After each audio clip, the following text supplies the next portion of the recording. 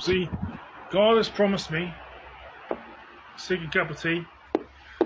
Um, Second cup of tea and both cups of tea. So far, I have had two tea bags. Um, the food bank didn't give coffee this week. Well, they didn't give coffee the past 2 weeks. I've been here 3 times now. 4. God promised me that my children and my grandchildren will prosper. Like, they'll be like for the next 1,000 years.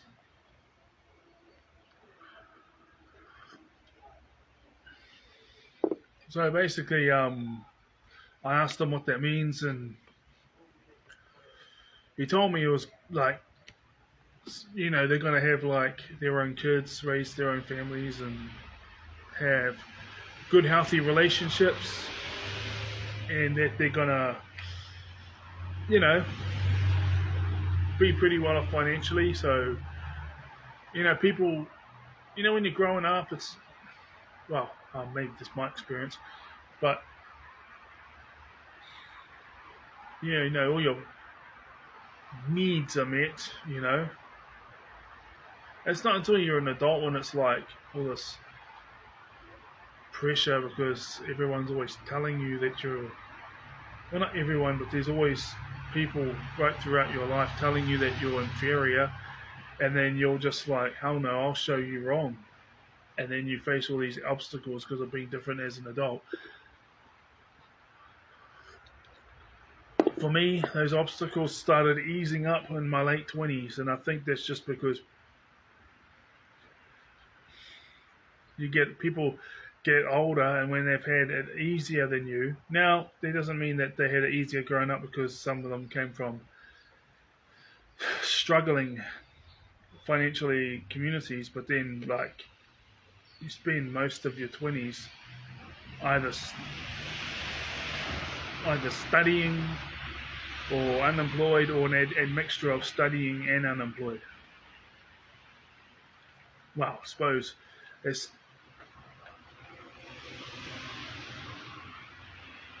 27 years old onwards, I was working full-time all year round. So, by then I've done my degree and my national certificate. But here's the thing. God has promised me that my kids and my grandkids, basically they'll be earning like at least double the amount as the average person of the society they're brought up in.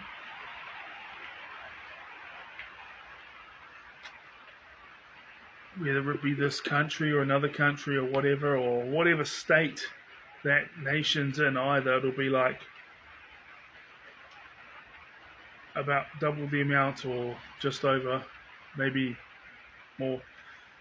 I don't know, but that's at least, and that's then the average people, that the average income of the person in the country or society they grew up in, whether that be a really well-off society financially or not so much. Because I say not so financially is because it's actually been proven that the hunter-gatherers, like in this what's the place called, the rainforest? No, it's not Sub-Saharan. That African rainforest. It slipped my mind. I know its name. That those people. Now, obviously, there's those who are really successful in Western society. Google says they're more happier than them, but they say when it comes to your average run-of-the-day person, your average person that you see down the street, so like the median, as the median, the average result is those people are happier than people in the Western civilization, and I believe it's because they have all these goals and aspirations to feed their family, clothe their family, take care of their family, and I believe it's because they're doing all of that, and it makes them feel like winners. And I do see some of them on here on social media, but I think that if you're doing all these things and everyone around you that's the goals that they have, and then you're achieving all these goals that these people around you are pursuing, and you might actually even do better and be able to supply for other families because of how good of a hunter you are. You don't have access to social media, and that's the world you grew up in. You're probably going to have a very high self-esteem because you're the man. You got this family you're providing for, and then you got next door neighbors here and next door neighbors there that you're helping out, and they're really appreciative of you because that's the world they live in, and you all got each other's backs because of that. They appreciate, and then the greatest hunter, out of the block, and then there's 3 or 4 households or families that you're supplying for, because but then there's others who work together. I mean, that is working together, because those other ones will make sure that if other villages or whatever start playing up, trying to come in, you got a support group, So if that's the world and most of them supply for one family and are just trying to work with each other to help take care of each other, and then you're an ADHD person that's out there, supplying for 3 different households instead of one because of how much you get, because in hunter-gatherer societies, the ADHD people are of high value, because how we get bored of something and we go on to something else. So in hunter-gatherer societies, when that's the process, you go there and you get it done, right, to get all the produce and stuff, and your typical say, oh, but that's not normal, so they do the normal thing, and when the normal thing doesn't work out, the ADHD person is already on to the next thing and the next thing, and so the ADHD person actually ends up solving the problems and bringing home the produce when that happens. But when the normal way of doing things works, they just do with what's the normal way of doing things.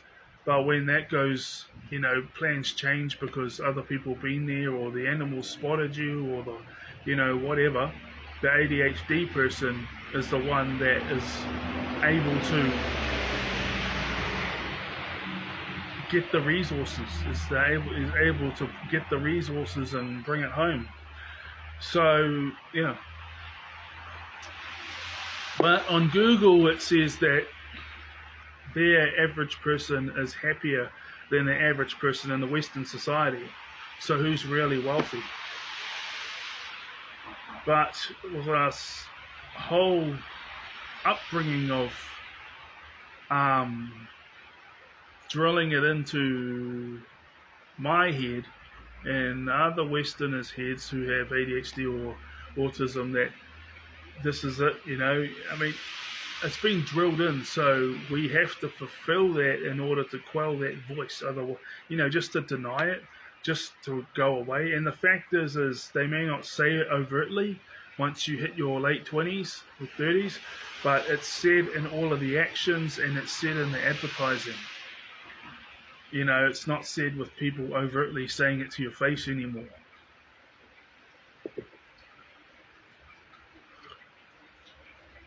It doesn't just go away. We make it go away by achieving a great life.